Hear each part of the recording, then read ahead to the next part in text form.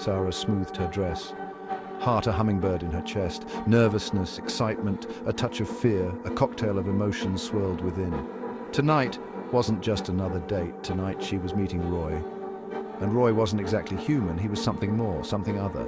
Something whispered about in hushed tones, glimpsed in blurry photographs. He was a Yeti, a creature of myth and legend.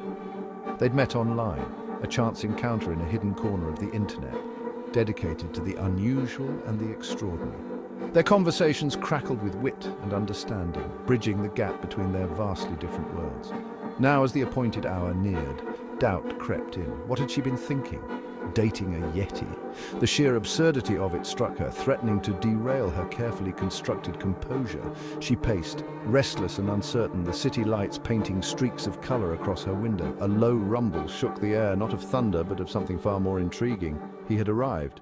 The doorbell didn't stand a chance. It erupted in a shower of sparks as a large, furry hand smashed through the door. Wood splintered, the air filled with the scent of pine and snow. Sarah jumped back, a small scream escaping her lips before she caught herself. There, framed in the ruined doorway, stood Roy. He was enormous, towering over her like a shaggy mountain. Thick white fur covered him from head to toe, dusted with what looked suspiciously like snowflakes. His face, though partially obscured by a wild mane of hair, held an expression of sheepish apology. "Oops," Roy rumbled, his voice a deep, resonant bass. "Didn't mean to frighten you." Sarah stared, speechless, as he extracted himself from the doorway, bits of wood and plaster clinging to his fur. He looked around the wrecked entryway, his brow furrowing. "Might need to work on my entrances," he muttered, more to himself than to her. A giggle bubbled up inside Sarah, breaking the tension. It was ridiculous, absurd, completely insane, and yet she couldn't help but find it endearing. He was a Yeti, for heaven's sake, and he had just demolished her door, and she was laughing. They walked hand in fur through the city streets, a bizarrely mismatched couple. Rain, a steady drizzle, painted the asphalt a shimmering black, reflecting the neon glow of street signs and shop windows. People stopped and stared, their gazes bouncing between Sarah and the enormous Yeti by her side. Whispers followed them like shadows, a chorus of disbelief and amusement. Roy, however, seemed oblivious to the attention. He walked with a lumbering grace, his gaze fixed on Sarah, a soft smile playing on his lips. He seemed to radiate warmth, a comforting presence in the cool night air. They passed food stalls, the air thick with the scent of sizzling meat and spices. Music spilled from doorways, a blend of jazz and blues that mingled with the rhythmic patter of rain. The city, usually so familiar, felt different, transformed into a magical, slightly menacing dreamscape. It was as if they had stepped into a storybook where the impossible was not only possible, but vibrantly, breathtakingly real. They stopped at a brightly lit food truck, its aroma a siren call. "Best tacos in town," Roy declared, his voice tinged with pride. He ordered for both of them, a mountain of food that made Sarah's eyes widen. They found a small, secluded table beneath a striped awning, the rain drumming a steady beat on the canvas above. The tacos were a revelation, spicy, savory, exploding with flavor. They were unlike anything Sarah had ever tasted.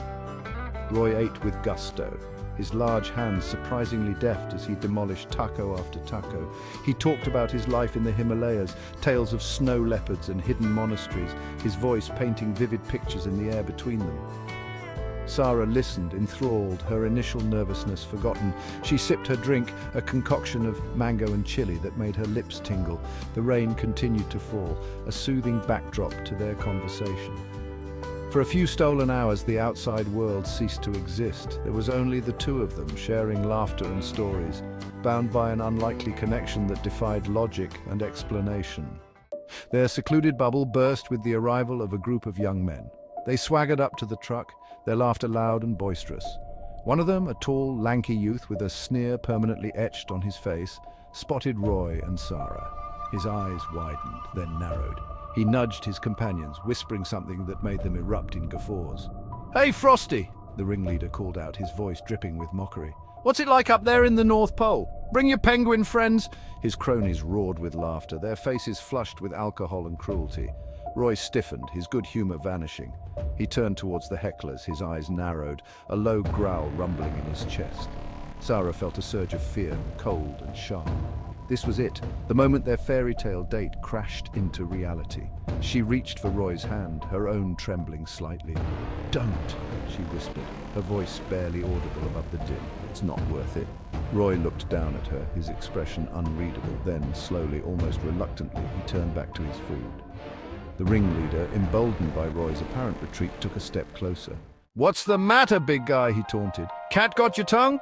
He reached out, his hand extended as if to touch Roy's fur. That was his mistake. In a flash of movement so fast it was almost a blur, Roy's hand shot out, intercepting the youth's arm in a grip that made the boy wince. "I suggest you leave," Roy growled, his voice dangerously low. The ringleader, suddenly realizing he had misjudged the situation, stammered an apology. His bravado evaporated, replaced by a healthy dose of fear. He scrambled back, tripping over his own feet in his haste to escape. His companions, their laughter silenced, followed suit, melting into the rainy night. Roy watched them go, his expression grim. Then he turned back to Sarah, his features softening. He squeezed her hand reassuringly. "Don't worry," he said, his voice regaining its former warmth. "They're gone now."